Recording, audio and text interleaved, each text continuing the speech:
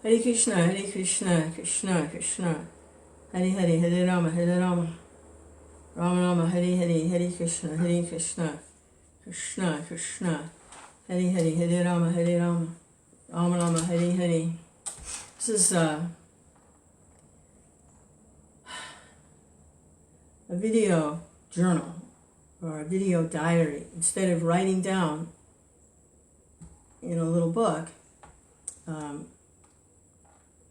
this is journaling, which is recommended for someone who's trying to make progress on the spiritual path. Hare Krishna, Krishna Krishna, Hare Hare, Hare Rama, Rama Rama, Hare Hare, Hare Krishna, Krishna Krishna, Hare Hare, Hare Rama, Rama Rama, Hare Hare, Hare Krishna, Krishna Krishna, Hare Hare, Hare Rama, Rama Rama, Hare Hare, Hare Krishna, Krishna Krishna, Hare Hare, Hare Rama, Rama Rama, Hare Hare, Hare Krishna, Krishna Krishna, Hare Hare, Hare Rama, Rama Rama, Hare Hare. So the challenge lately has been blind following, or just going along with the crowd because it feels good to go along with the crowd. But it doesn't feel good for me to just go along with the crowd. For me, it's I need to have my own personal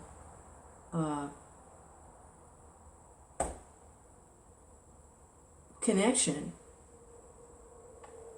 with my spiritual master and his teachings, and not just go along with the crowd, even though they're serving my spiritual master and trying to follow his instructions and trying to help in the mission to spread Krishna consciousness. But I'm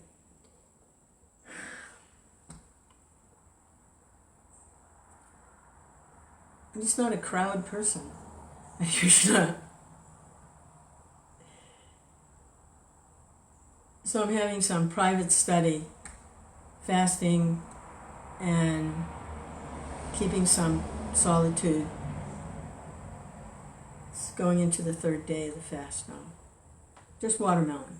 Really great. Highly recommend it. Both physically and spiritually, mentally, everything's fasting. Very nice.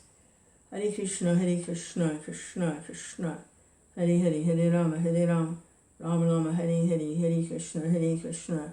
But not if you're party going. Only if you're going inward and accessing a relationship with your spiritual master and Krishna like that. He's going more inward. Hare Krishna, Krishna Krishna, Hare Hare, Hare Rama, Rama Rama, Hare Hare, Hare Krishna, Krishna Krishna, Hare Hare, Hare Rama, Rama Rama, Hare Hare, Hare Krishna, Krishna Krishna, Hare Hare, Hare Rama, Rama Rama, Hare Hare, Hare Krishna. So I was going to read a little from Bhagavad Gita. We're in the chapter 3 Modes of Material Nature. I think it's chapter 14. It's interesting. Bhagavad Gita is perfect. All anyone would need would be the Bhagavad Gita as it is. It's such a perfect scripture. It's perfect. And it's interesting that it's within a very long epic called the Mahabharata, which Srila Vyasadeva composed for the less intelligent. He composed the Mahabharata stories and actions. It's very exciting. I love Mahabharata. The personalities in Mahabharata, they're so knowable. I mean, they're so transparent. It's like they're just wonderful personalities. The antagonists as well as the protagonists, and Krishna's there, and Balaram's there, and the devotees are there, and it's just so the Bhagavad Gita appears as the centerpiece of a scripture that's meant for the less intelligent, and yet the Bhagavad Gita is Hare Krishna, Krishna Krishna, Hare Hare, Hare Rama, Rama Rama, Hare Hare, Hare Krishna, Krishna Krishna, Hare Hare, Hare Rama, Rama Rama, Hare Hare. It's like the eye of the storm. Hare Krishna is like there's a hurricane going on all around, and Bhagavad Gita is the eye of the storm. Hare Krishna, Krishna Krishna. It's time out for Krishna. Hare Ram, Ram Ram, Hare Hare. Hare Krishna, Krishna Krishna. Hare Hare, Hare Rama, Rama Rama, Hare Hare, Hare Krishna, Krishna Krishna. Hare Hare, Hare Rama, Rama Rama, Hare Hare, Hare Krishna, Krishna Krishna. Hare Hare, Hare Rama, Rama Rama, Hare. The philosophy and the teachings are perfect. And that's what I'm seeing as I'm going through this challenging mode, challenging faith. Hare Krishna, Krishna Krishna. Does Krishna really exist? And by hearing perfect teaching, his teachings and his philosophy are perfect. So they can't be defeated. They're perfect teachings. Then that would indicate the source of the teachings is perfect and is also a person. Hare Krishna, Krishna Krishna, Hare Hare, Hare, which means sentient. Hare Ram, Ram Ram, Hare Hare, Hare Krishna, Krishna Krishna, with feelings and emotions and senses. Hare Krishna, Krishna Krishna, and that's all there in the perfect person. Feelings, emotions, senses, form, activities, pastimes. And this is where the teachings of Bhagavad Gita are coming from, this perfect person. Via his representatives and Hare Krishna. Hare Krishna is pure representatives.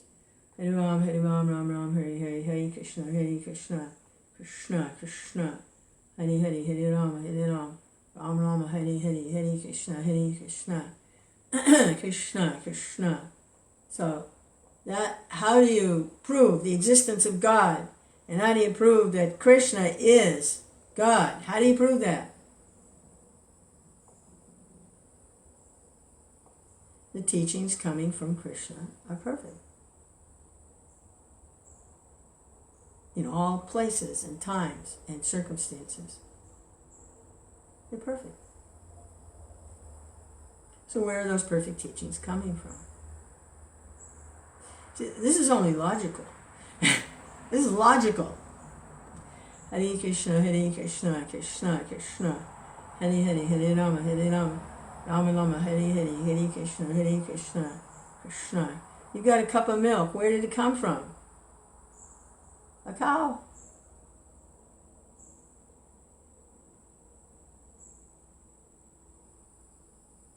Hare Krishna, Krishna Krishna. You got an egg. Where did it come from? A chicken. Hare Krishna, Krishna. You have perfect philosophy, perfect teachings. Where did it come from? A perfect person. Can't be defeated. Hare Krishna, Krishna Krishna, Hare Hare, Hare Rama. Proof. Hare Krishna, Krishna. Why proof Krishna exists? That's proof. His teachings are perfect. Hare Krishna, Krishna Krishna, Hare Hare, Hare Rama, Rama Rama, Hare Hare, Hare Krishna, Krishna Krishna, Hare Hare, Hare Rama, Blind following? No. Hare Krishna, Krishna Krishna, Hare Hare, Hare Rama, Rama Rama, Hare Hare, Hare Krishna. Blind following, there's a chance that a person can be taken away. Of course, whatever someone does on this path of serving Krishna, it's never lost. It can be deviated for quite a while. They're just following blindly. And in the association, serving in association of others, there are different things that come up. There are conflicts. Other students, they're not also may be blind following. So there's competitions, there's arguments, and someone may go away. How can they blindly follow people that they're not relating to, or people that may be abusing them? They'll go away. So blind following is not a very good platform to be on. In the beginning, there might be a little bit of that. Just attracted to the fanfare and the food and all the excitement. But when the nitty-gritty starts to appear, like working with others, and there are different obstacles that come up in how to do that. Hare Krishna, Krishna Krishna. Then the blind following is not going to work anymore. It's like, Om Agina Timirandasya Gina Salakaya. I offer my obeisance to my spiritual master. Open my eyes with the torchlight of knowledge. The torchlight of knowledge.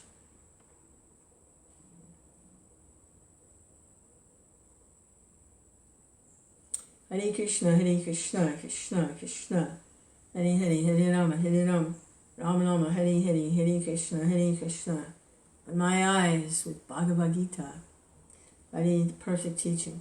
Hare Ram, Ram Ram, Hare Hare, Hare Krishna, Krishna Krishna, Hare Hare, Hare Rama, Rama Rama, Hare Hare, Hare Krishna, Krishna Krishna, Hare Hare, Hare Rama, Ram Rama, Hare Hare, Hare Krishna, Krishna Krishna, Hare Hare, Hare Rama, Ram Rama, Hare Hare.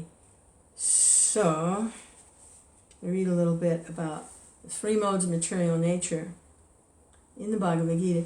Interestingly enough, I was reading a little bit last night. I think I'll go back and just start over what I read because it was really wonderful. I'm going to reread what I read last night. Hare Krishna. Krishna.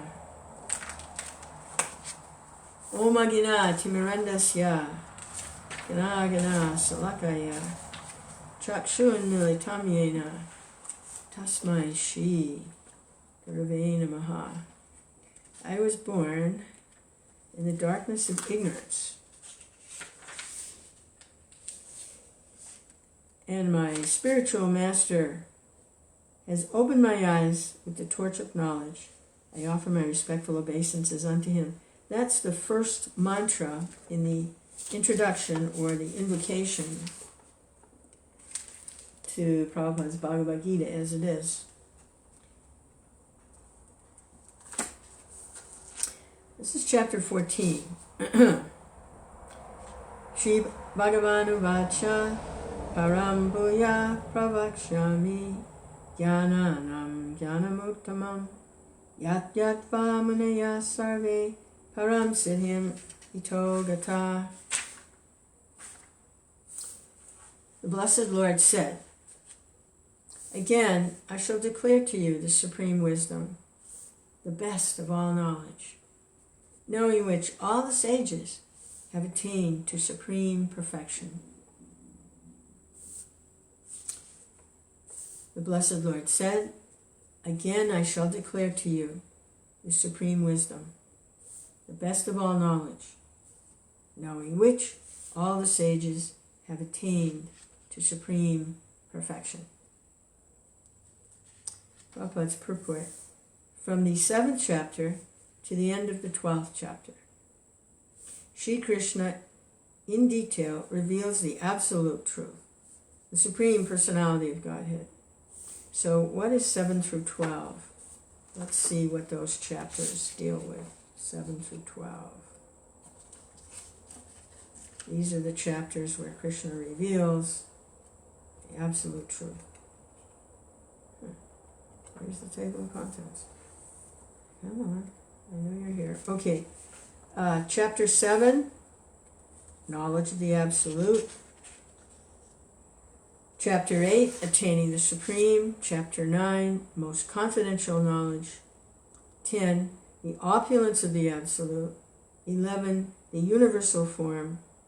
And 12, devotional service. So those are the chapters Prabhupada's referring to here. See, he reveals in detail the absolute truth. Now the Lord himself is further enlightening Arjuna. If one understands this chapter through the process of philosophical speculation, he will come to an understanding of devotional service. In the 13th chapter, it was clearly explained that by humbling, developing knowledge, one may possibly be freed from material entanglement. So the 13th chapter is knowledge of the field of activity, the knower of the field, and the supersoul. So in that chapter, developing that knowledge, it's possible to be freed from material entanglement, to be able to recognize the supersoul within all living entities and within oneself, and that the individual soul is within each individual body. The individual soul knows his own field of activity, but the supersoul situated in every body knows everyone's field of activity. So, understanding that, it may be possible to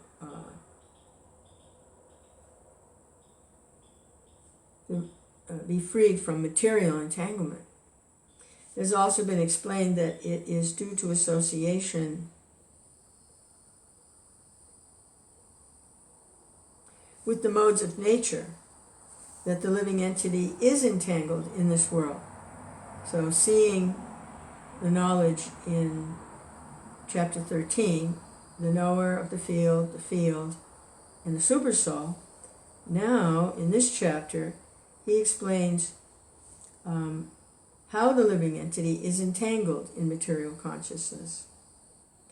And he explains what those modes of nature are that bind the living being, and how they act, how they bind, and how they give liberation. So that's going to be interesting, that the three modes of material nature give liberation. Let's wait and see where that goes. I never really thought of the actions of goodness, passion, and ignorance as giving liberation. I'm guessing that there are prescriptions for acting within the modes that are tailored for the particular modes that allow a path of liberation, which is really what Srila Vyasadeva was doing when he compiled the Vedas. He was dealing with how people can become elevated according to the different modes of material nature. So I'm thinking that's what that is. That there are prescriptions for acting within those modes. The knowledge explained in this chapter is proclaimed by the Supreme Lord to be superior to the knowledge given so far in other chapters. Really? Wow. By understanding this knowledge, how the modes of material nature bind the living entity, and how it can become free by dealing with the modes a certain way. By understanding this knowledge, various great sages attain perfection and transfer it to the spiritual world. The Lord now explains the same knowledge in a better way. This knowledge is far, far superior to all other processes of knowledge thus far explained. Which is interesting, it's far superior to chapter 12, the chapter on devotional service.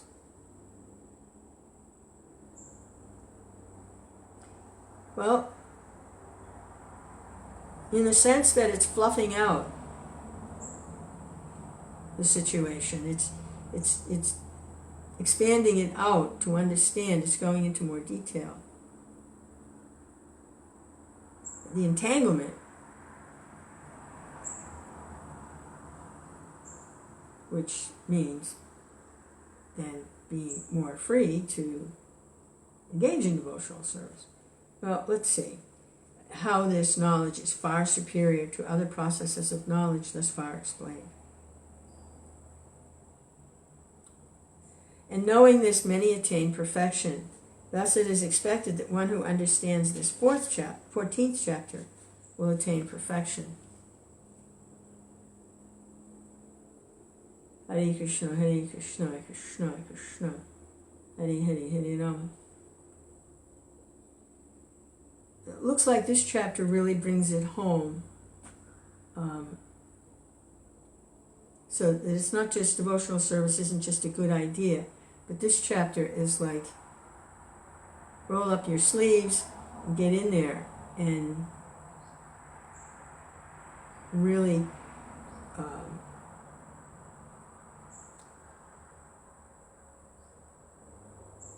see what the disease is, what the problem is, and really root it out by seeing what it is. In other words, the goal is devotional service. If you do this, then that's good, and if you do that, that's okay, and I'll accept this and I'll accept that. But this is knowledge of how the entanglement is working. So, in that sense, it's superior knowledge. This is going deeper into the details. It's like the devil is in the details, so to speak. Krishna. Okay. Text 2. Idam jnanam upasricha mama sadharmyam agata sarge pino pajayante pralaye na yatanti cha. By becoming fixed in this knowledge, one can attain to the transcendental nature, which is like my own nature. Thus established, one is not born at the time of creation, nor disturbed at the time of dissolution. So, it reminds me of the verses, just by remaining steady. This was early on, like chapter 3 or something. Early on in the conversation, which is remain steady, happiness and distress, loss or gain, victory or defeat, heat and cold, all these remain steady. The super soul is already reached. So transcending by tolerating and remaining steady, which means not identifying with what's going on to the body. So here, becoming fixed in this knowledge of how the three modes of material nature are working, this is more like in the subtle plane rather than what's happening to you physically. It's having this knowledge of how the three modes are working and not identifying with them. Maybe something like that. By becoming fixed in this knowledge and not being swayed confused by the workings of the modes of material nature, just like not being confused by heat and cold, loss or gain, victory, defeat.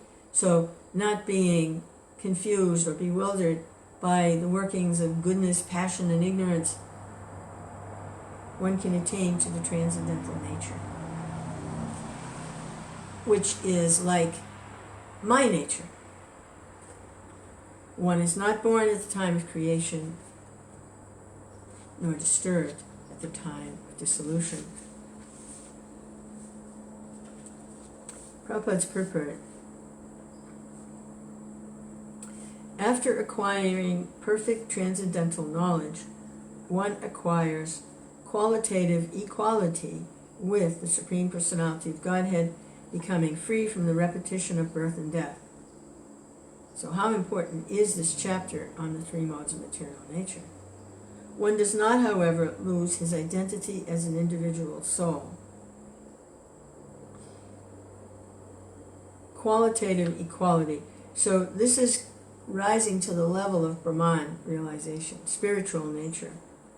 It is understood from Vedic literature that the liberated souls who have reached the transcendental planets of the spiritual sky always look to the lotus feet of the Supreme Lord, be engaged in transcendental loving service.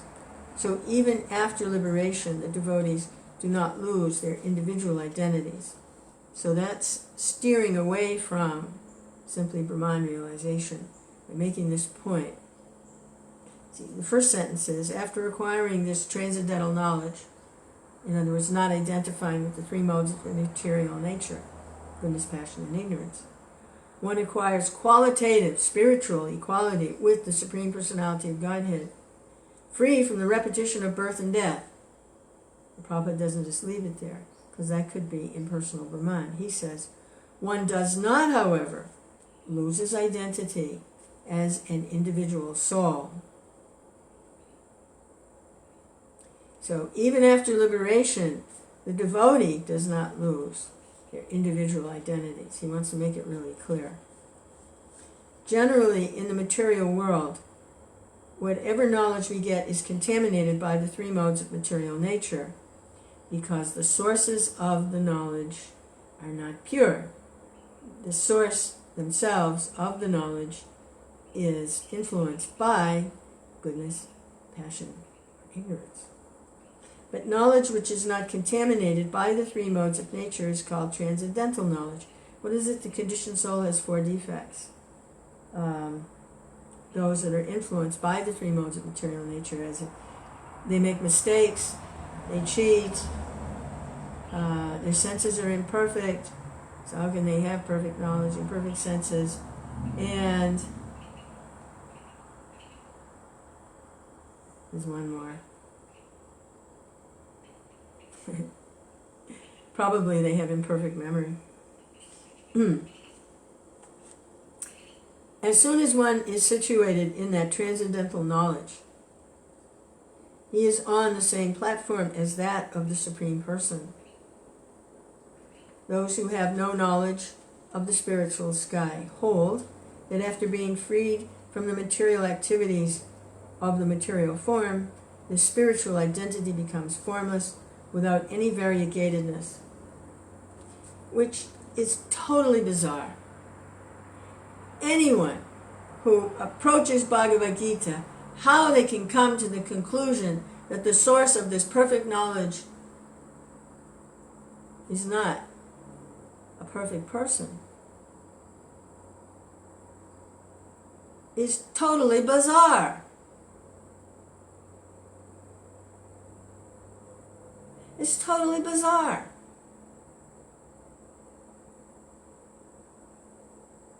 The sources of knowledge in the material world coming from whoever, scientists, medical people, researchers, whatever. The knowledge they're giving is influenced by the modes of material nature. If they are identifying with material body and mind as the self, whatever knowledge they're giving is contaminated. So if there's a source for contaminated knowledge, if there's perfect knowledge coming from a perfect source, it only makes sense that the perfect source is a perfect person. Hare Krishna. So Prabhupada is dealing with that problem of they're taking Bhagavad Gita, but they're coming to the conclusion that the source isn't a person. It's perfect knowledge, but it's not a person.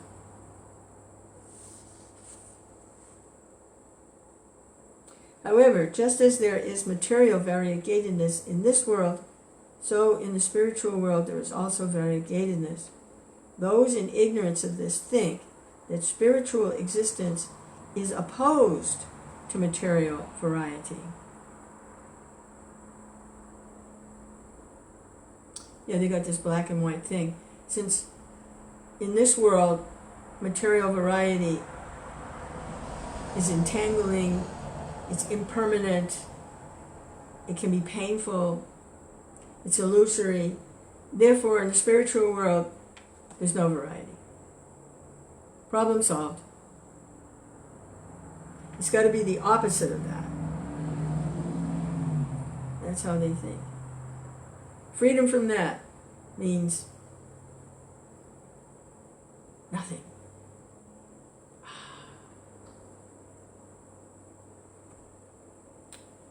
But actually, in the spiritual sky, one attains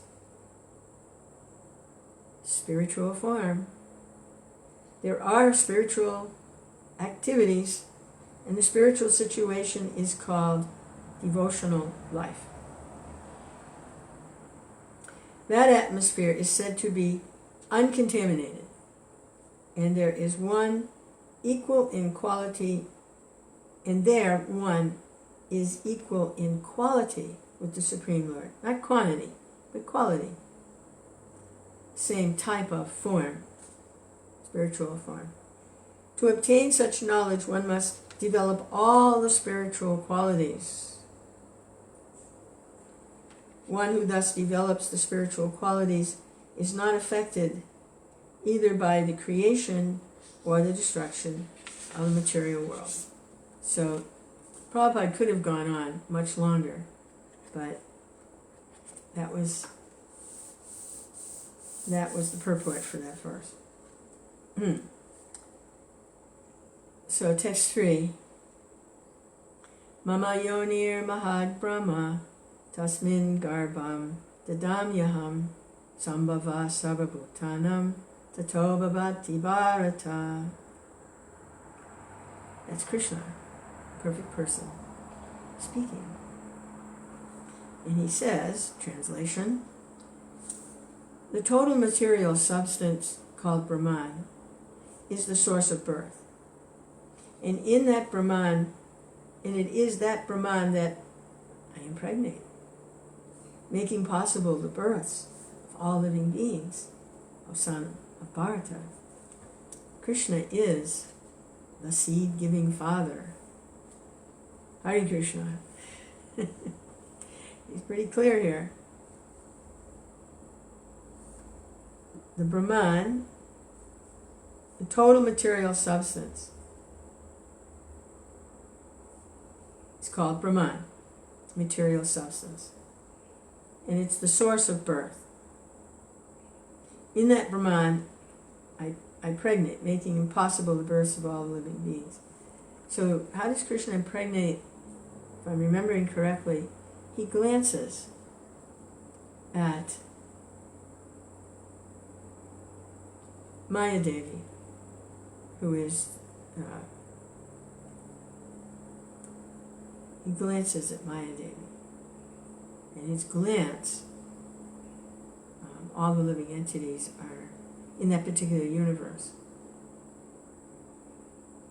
Mahatattva.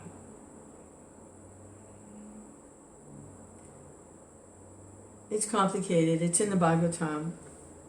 I'll read it again. But something about him glancing. That's how he impregnates. Not like other people do. Just by glancing. Because he doesn't have like direct contact sensually with the material energy. That's so by glancing he can send. Prabhupada's purport, this is an explanation of the world. Everything that takes place is due to the combination of Kshetra and Kshetragna, the body and the spirit soul.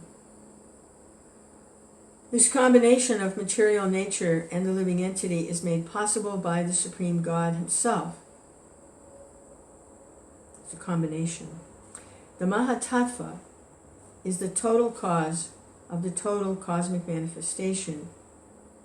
And because in the total substance of the material cause there are three modes of nature, it is sometimes called Brahman. Okay, now, I don't get that at all. I don't. This is very complicated. The second canto, I believe, of Bhagavatam goes into great detail how all of this comes about. But in this sentence, the Mahatattva is the total cause of the, like there's different tattvas. There's Jiva Tattva. Tattva means truth. Mahatattva is the total cause of the total cosmic manifestation. So that is a truth, the Mahatattva. It's an energy of the Lord, the Mahatattva. Just like there's Jiva Tattva, that's the individual souls.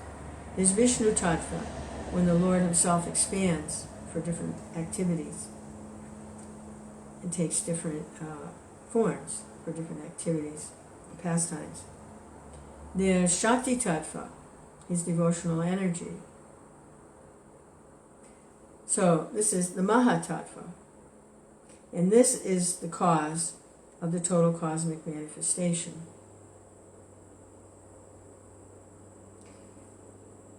Because in the total substance of the material cause, there are three modes of nature.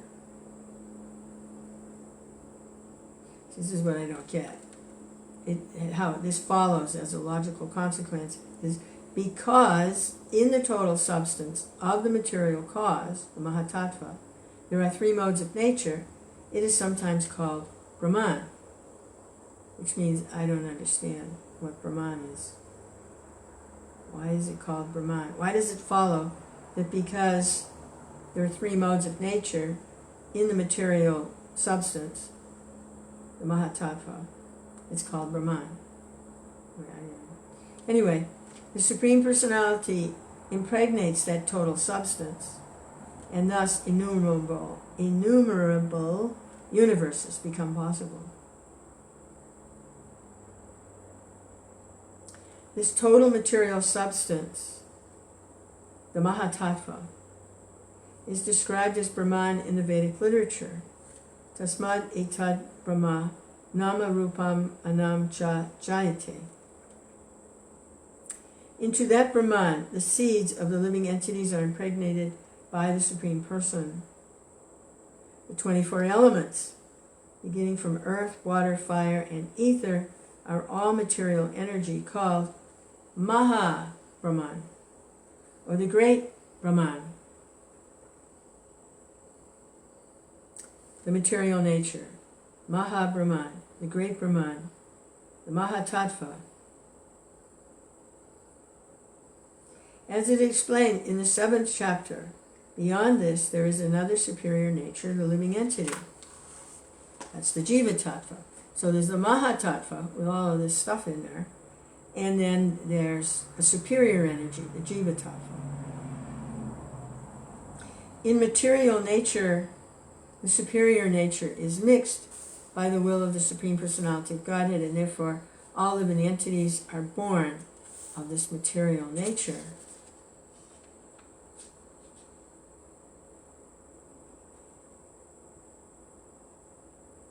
It's a mixture. It's a sticky substance. It's a sticky substance. It's a sticky substance. And why is it sticky? Because of the desire of the living entities. They have this desire to control and utilize this material, this Mahatattva energy. And so it starts to stick all over them. It's a sticky substance. They get coated with it. You get a coating.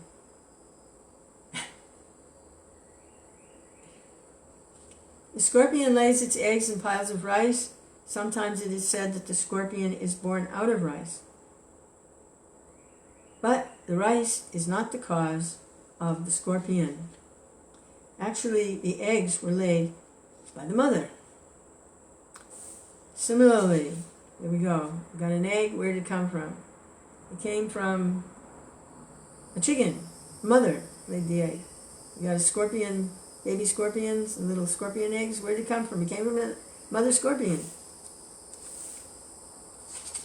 But actually seed came from the father. The egg was produced by the mother. Yeah, that would be a better way to understand the egg. So, where did it come from? Where's the source of the egg? The chicken. Okay, but that's not the ultimate source. The ultimate source is the rooster who impregnated the chicken, who then hatched the egg. That's taking it back. And then if you take that back, where did the chicken come from? And people like to say, which came first, the chicken or the egg? Well, when you look at this, the rooster came first. And where did the rooster come from? Came from Krishna. There's the answer to which came first, the chicken or the egg. You know how they ask about, which came first, the chicken or the egg? The rooster. Wow, that's so cool. Krishna, the rooster came first. Not going to be any egg without a rooster. Hare Krishna. Actually, the eggs were laid by the mother. Similarly, material nature is not the cause of the birth of the living entities.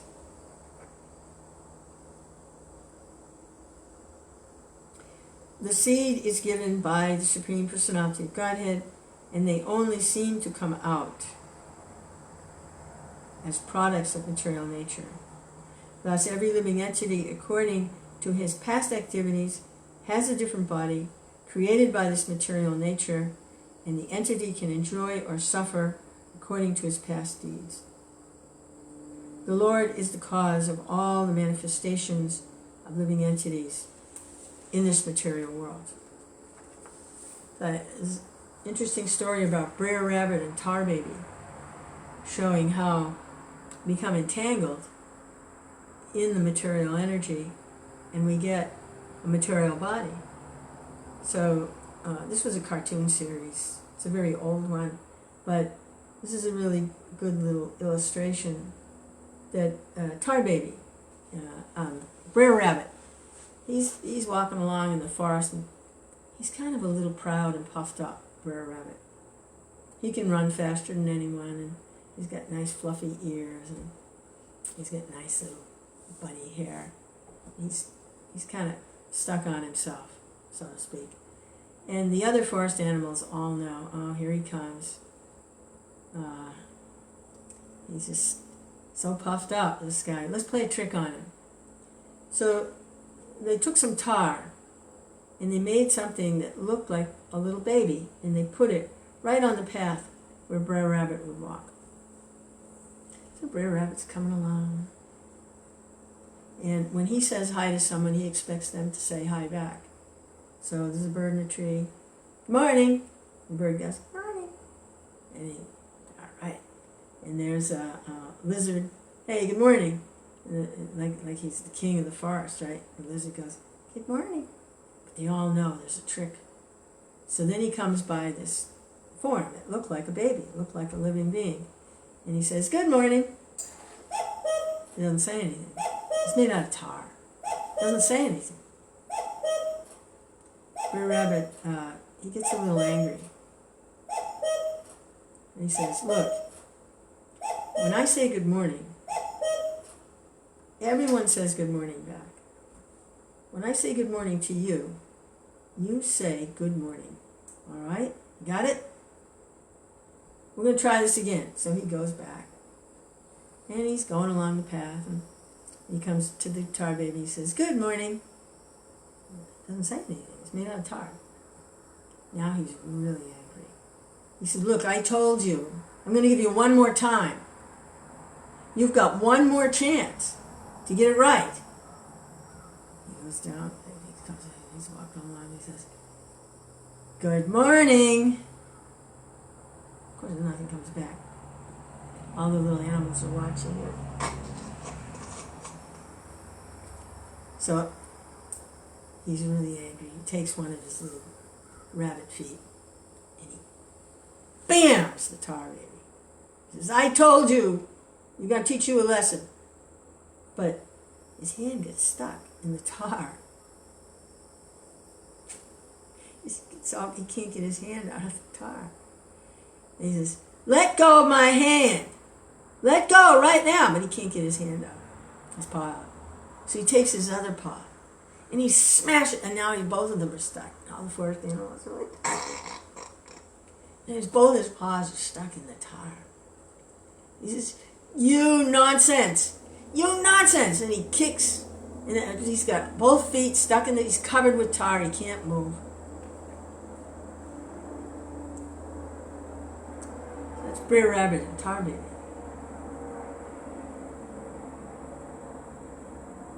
So, coming to this material, in contact with this material world, is very sticky. And the more we try to fix whatever it is or engage with it, the more entangled we become. Like Tar Baby. And we get a suitable body. It sticks to us according to our desires, to control, to be the friend, and the enjoyer. Those were the three main things that get us caught. We want to be the friend, we want to be the enjoyer, and we want to be the controller. And poor Brer Rabbit, he had all three. He wanted to control, he wanted to be the friend. When I say how you say that. He wanted to enjoy his position.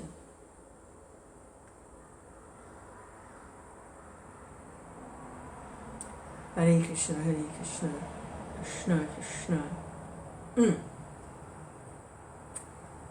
Thus, every living entity, according to his past activities, has a different body created by material nature, and the entity can enjoy or suffer according to his past deeds.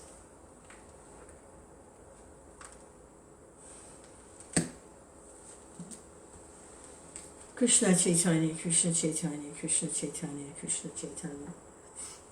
The perfect philosophy, perfect teaching, can only come from a perfect source. There's your proof. Hare Krishna.